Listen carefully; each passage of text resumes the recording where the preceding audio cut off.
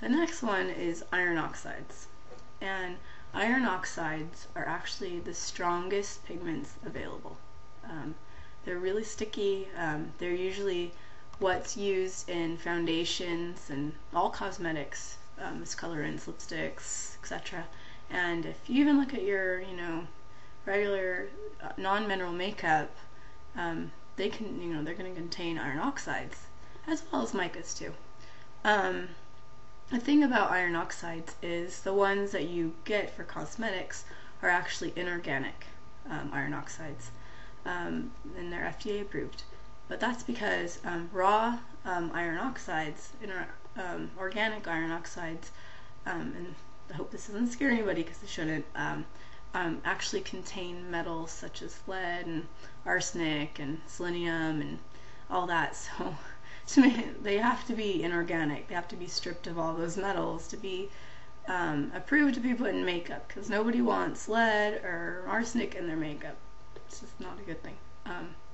But they are stripped of all that, and they're monitored by the FDA, regulated by the FDA pretty strongly. So there's some iron oxides. Most iron oxides will be okay for use all over the face. Oh, one thing I didn't mention about micas, I'm really sorry. So micas are used in foundations, lipsticks, eyeshadows. They make beautiful, beautiful eyeshadows. Blushers, nail varnishes, paint, soap. You can use them in candles. Basically they're pigments. So anything you want to color or pigment, you can use them.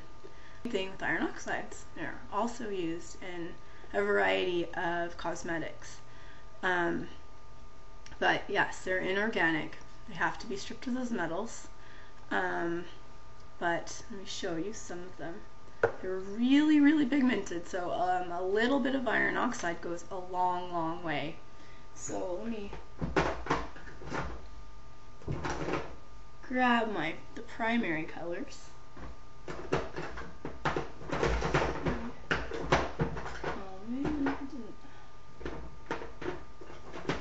Of course, I left the blue in the bathroom, but I'll show you.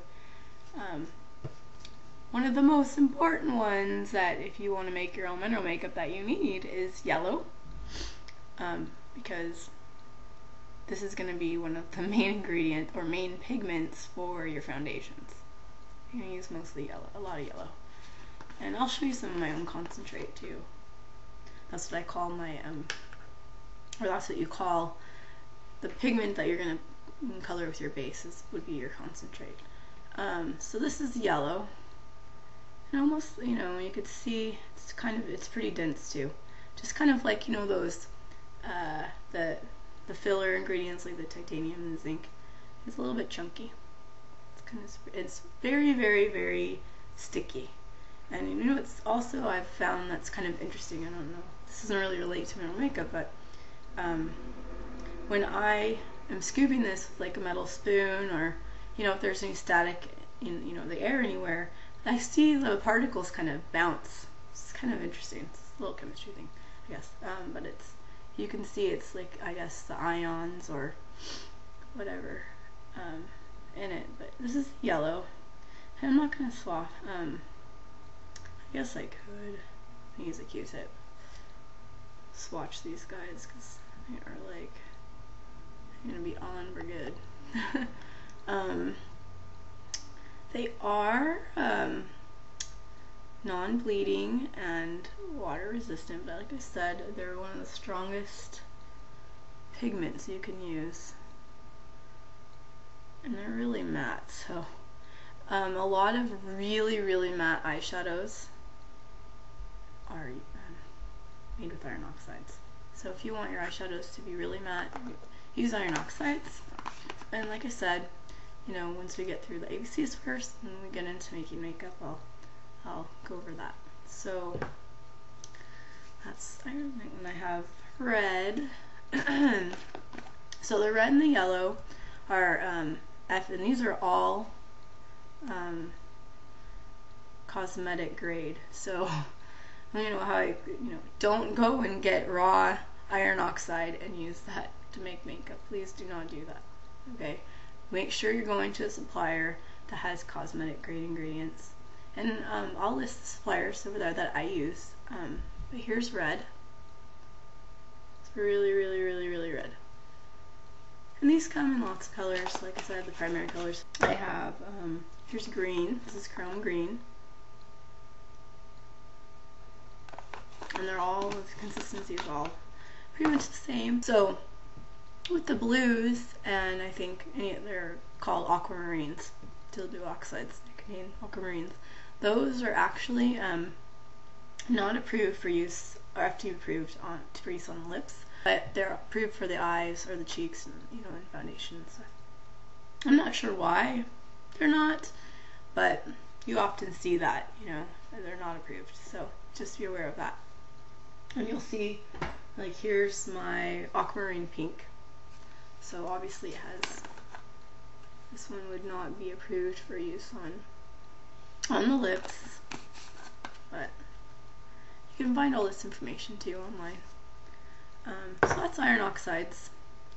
The next thing I'm going to go over, I don't have any of these because I don't use them in mineral makeup, is the DC, which is drug and cosmetics, and the FD&C, the food, drug, and cosmetics colors. And these are dyes that are approved by FDA to be used in cosmetics. You'll find these a lot in non-mineral makeup, a lot. Also, there's carmines. Carmines are actually a beetle that's used for a red dye, but these colorants, they're not used in mineral makeup because they're not minerals, for one thing. They're dyes, and they often, a lot of people are often have allergic reactions to them. So I mean, it wouldn't, obviously, if you're someone who's really into wearing mineral makeup, you're trying to, you have sensitive skin, or you don't want to have something that's going to irritate your skin. So you want to keep things kind of organic, right? You want to keep things using minerals, or if you're going to be using things that aren't minerals, like cornstarch, or which I don't use, but like rice powder, you want to make sure they're non-irritating ingredients. So I think that's a wrap for the pigments. If I missed anything, let me know. If you have any questions, I'm totally here to answer anything. I'm sure I may have left something out, but if I did, let me know. Okay, bye!